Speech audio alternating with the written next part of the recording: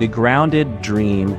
The answer came out so quietly that Steve Harvey had to lean closer to hear it properly. I wanted to be a pilot, but I was born blind. It was the kind of simple statement that carries the weight of a lifetime of impossible dreams, but what 35-year-old Robert Martinez said next would stop Family Feud completely and expose a secret that had been 15 years in the making. I still go to the airport every day, though. I sit there and listen to the planes take off, imagining what it would feel like to fly. The studio fell into the kind of silence that comes when people realize they're witnessing something profoundly heartbreaking. But it was what his wife Jennifer said next that would transform the moment from sad to devastating. "Robert," she whispered, her voice shaking, "what do you mean you go to the airport every day?" The look of panic that flashed across Robert's face told everyone in the studio that they were about to witness the exposure of a secret that could change everything. It started as another Wednesday afternoon taping in Atlanta. The Martinez family from Phoenix faced off against the Thompson family from Seattle. Robert Martinez moved through the studio with the careful precision of someone who had learned to navigate the world without sight. His white cane was folded and tucked under his arm, and he held his wife Jennifer's elbow with a familiarity that spoke of years of partnership and trust. But there was something about his posture, his expression, that suggested he was carrying more than just the challenge of blindness. Jennifer Martinez stood beside her husband, radiating the kind of protective energy that comes from loving someone who faces daily obstacles. She guided him gently, described the studio layout in whispered words, and celebrated every correct answer with enthusiasm that seemed designed to include him in every visual detail he couldn't see. During family introductions, Steve had been immediately drawn to their dynamic. "And who do we have here?" Steve had asked, approaching their podium with his trademark warmth. "I'm Jennifer Martinez, and this is my husband, Robert. We're from Phoenix, Arizona." "Jennifer and Robert. Robert, I can see you're visually impaired. How long have you been married?" 15 years, Robert had replied, his voice strong despite everything. "Best 15 years of my life." "That's beautiful, man. What do you do for work, Robert?" Robert had hesitated for just a moment, and Jennifer had stepped closer to him. "I work in customer service," Robert had said. "Phone support for an insurance company?" It was a perfectly reasonable answer, but Steve noticed something in Jennifer's expression, a flicker of confusion, as if she wasn't entirely sure that was accurate. "That's great, brother. Good, honest work. What do you like to do for fun?" "I love listening to things," Robert had said. "Music, podcasts, audiobooks. Sound is my window to the world." Again, a perfectly normal answer. But again, that flicker of something uncertain in Jennifer's expression. Now, 4 rounds into the game, that moment was about to explode into something that would reveal just how much pain one man had been carrying in silence. The Martinez family was doing well, trailing by only 10 points heading into the final round. Steve was in his element, making jokes about grandmother Martinez's surprisingly competitive spirit and Uncle Carlos's tendency to give overly detailed answers to simple questions. The category was childhood dreams that never came true. It was Robert's turn at the podium. He had stepped forward with the same careful movement Steve had noticed earlier, his hand finding the microphone with practiced precision. "All right, Robert, childhood dreams that never came true. What do you think?" Robert gripped the podium, and for the first time all day his composure seemed to waver. "Being a pilot," he said, his voice carrying 15 years of accumulated grief. The answer registered on the board at number 1, worth 22 points. The Martinez family should have been celebrating, but Robert hadn't moved from the microphone. He was facing the studio audience he couldn't see, tears beginning to form in his sightless eyes. "Robert," Steve said, approaching the podium, "that's a beautiful answer, brother. A lot of kids dream of flying." "I still dream about it," Robert whispered. Every single day, Jennifer was watching her husband with growing concern. This was more emotion than she'd seen from him about his blindness in years. "Robert," Steve said gently, "tell me about that dream." That's when Robert's composure broke completely. "Mr. Harvey, I know it sounds crazy, but even though I can't see, I can imagine exactly what it would feel like to be in a cockpit. The sound of the engines, the feeling of takeoff, the radio chatter. The studio audience was beginning to understand they were witnessing something much deeper than a game show answer. I go to the airport and I sit in the observation area and I listen to the planes take off and land. I imagine I'm the pilot, that I'm the one taking all those people to their destinations safely. Steve's expression had shifted from entertainer to counselor. How often do you do this, Robert? Every day. The words hit the studio like a confession. Every day for 15 years. Jennifer's face went white. Robert, she said, her voice shaking, what do you mean every day? Robert turned toward the sound of his wife's voice, and everyone in the studio could see the moment when he realized his secret was about to be exposed. Jennifer, he said, panic creeping into his voice. Robert, you told me you go to work every day. You leave every morning at 8 and come home at 5. Are you telling me you've been going to the airport instead of work? The silence that followed was deafening. Steve Harvey had witnessed countless emotional moments over his career, but this was different. This was a man's 15-year secret being exposed in the most public way possible. Robert, Steve said quietly, where do you really go every day? Robert's shoulders sagged with the weight of carrying a lie for so long. Sky Harbor Airport, Terminal 4. There's a bench near gate A7 where you can hear everything. The engines, the announcements, the ground crew. I sit there from 8 in the morning until 5 at night, and I pretend I'm part of it. Jennifer was staring at her husband with a mixture of shock, heartbreak, and dawning understanding. The insurance job? She whispered. There is no insurance job, Robert said, his voice breaking. I've been collecting disability benefits for 15 years, but I couldn't tell you that I spend every day sitting at an airport pretending to be something I can never be. The studio was completely silent now. This wasn't just about unfulfilled dreams. This was about a man so ashamed of his limitations that he'd been lying to his wife for their entire marriage. Behind the scenes, a producer made a decision that would define this moment forever. Keep the cameras rolling. Let America witness what happens when impossible dreams meet the reality of human limitation.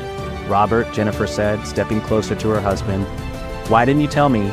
Because I'm ashamed, Robert said, tears now flowing freely. Because I'm a grown man who spends his days pretending to be a pilot when I can't even see the planes I'm listening to. But Robert, because I know how pathetic it sounds, because I know that loving something you can never have, wanting something that's completely impossible for you, makes me look like a fool. Steve Harvey stepped closer to both of them. Robert, look at me. Well, listen to me, he corrected gently. There is nothing positive about having dreams. There is nothing foolish about loving something, even if you can't have it. But Mr. Harvey, I've been lying to my wife for 15 years. You've been protecting yourself from feeling like a failure for 15 years, Steve corrected. There's a difference. Steve turned to Jennifer. Jennifer, how does this make you feel? Learning that your husband has been spending his days at the airport instead of at work? Jennifer looked at Robert with tears in her eyes. It breaks my heart, she said, not because he lied to me, but because he's been carrying this pain alone. She reached for Robert's hands. Robert, do you think I married you because of what job you had? Do you think I care whether you work at an insurance company or sit at an airport listening to planes? But Jennifer, I've been useless. I've been contributing nothing to our household. You've been contributing everything that matters, Jennifer said firmly. Your love, your humor, your companionship, and apparently, you've been contributing a dream that's so beautiful and so powerful that you've kept it alive for 15 years. The studio audience was openly emotional now. This wasn't about deception. This was about a man who loved something so much that he couldn't give up on it, even when it was impossible. But Steve Harvey wasn't done. Robert, I need to ask you something. If there was a way for you to experience flying, really experience it, would you want that? Mr. Harvey, that's impossible. I didn't ask if it was possible. I asked if you would want it. Robert's voice was barely a whisper, more than anything in the world. Steve pulled out his cell phone and, without asking permission from producers, started making calls. What are you doing, Mr. Harvey? Jennifer asked. I'm calling some friends of mine, people who know about aviation, people who know about making impossible things possible. The first call was to Captain Maria Santos, a commercial pilot Steve had met at a charity event. Maria, this is Steve Harvey. I have a man here who's been blind since birth, but he's dreamed of being a pilot his entire life. Is there any way to give him a real flying experience?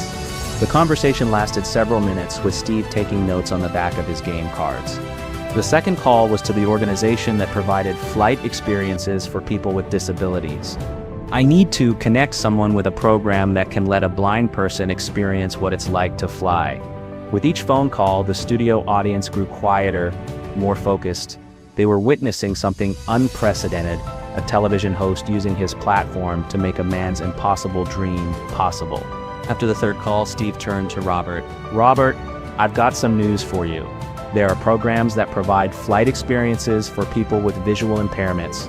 Real flights, in real planes, with certified instructors. Robert's face transformed completely. Mr. Harvey, are you serious? Dead serious. Captain Santos is going to arrange for you to have a flight experience where you'll be in the cockpit, you'll feel the controls, you'll experience takeoff and landing. But Steve wasn't finished.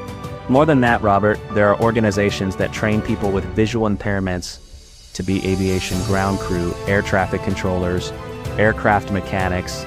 Your love of aviation doesn't have to be just a dream. Jennifer was crying now, but they were tears of joy. Robert, do you hear that? Your dream doesn't have to stay at gate A7. Steve turned to address the studio audience. Ladies and gentlemen, this man has spent 15 years thinking his dream was impossible. But what we've learned today is that impossible dreams aren't really impossible. They just require different paths. The applause that began was unlike anything typically heard in a game show studio.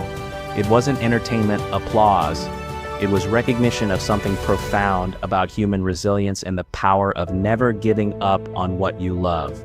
But the most powerful moment came when Steve addressed Robert directly. Robert, I want you to promise me something. Promise me you'll stop being ashamed of your dream. Promise me you'll stop hiding your passion from the person who loves you most. I promise, Mr. Harvey. And Jennifer, I want you to promise me something too. Promise me you'll support Robert in pursuing his aviative interests, even if they look different from what he originally imagined. I promise, Jennifer said without hesitation. The episode, when it aired 6 weeks later, became one of the most shared and discussed in Family Feud history. Aviation organizations across the country reached out to offer Robert opportunities to be involved in the industry. More importantly, Robert's story sparked conversations about how society views people with disabilities and their right to pursue their passions, even when those passions seem impossible. Robert did take that flight experience Steve arranged. Captain Santos personally flew him in a small aircraft, letting him feel the controls, experience the physics of flight, and understand the reality of what he'd been dreaming about for decades. It was everything I imagined and more, Robert said in a follow-up interview. But the most important thing I learned is that loving aviation doesn't require being a pilot. There are so many ways to be part of something you love. Robert eventually found work with the airport authority, helping to improve accessibility services for travelers with disabilities. He still sits at gate A7 sometimes, but now it's during his lunch breaks from his job at the airport. And now Jennifer sometimes sits with him. We listen to the planes together now, Jennifer said. And Robert tells me about all the technical aspects I never knew about. His dream became our dream. Steve Harvey learned something that day that changed how he approaches every person who steps onto his stage. He learned that the most powerful dreams aren't always the ones that come true exactly as imagined. Sometimes they're the ones that transform into something even more meaningful. The bench at Gate A7 has a small plaque now placed there by the airport authority in recognition of Robert's story. It reads, "Dreams don't have expiration dates. They just find new ways to fly." Robert and Jennifer still visit that bench on special occasions, but now they also visit the aircraft maintenance hangars where Robert works, the control tower where he's learned about air traffic management, and the flight schools where he sometimes speaks to aspiring pilots about the many ways to love aviation. Steve Harvey still keeps a photo on his desk from Robert's first flight experience. It shows Robert in the cockpit, hands on the controls, with a smile that contains 15 years of dreams finally finding their wings. The note attached reads, "Mr. Harvey, thank you for showing me that grounded dreams can still soar. The sky isn't the limit when love finds a way to fly." Because sometimes the most beautiful dreams aren't about what we can do. Sometimes they're about how deeply we can love something, how persistently we can hope for something, and how creatively we can find ways to be part of something that matters to us.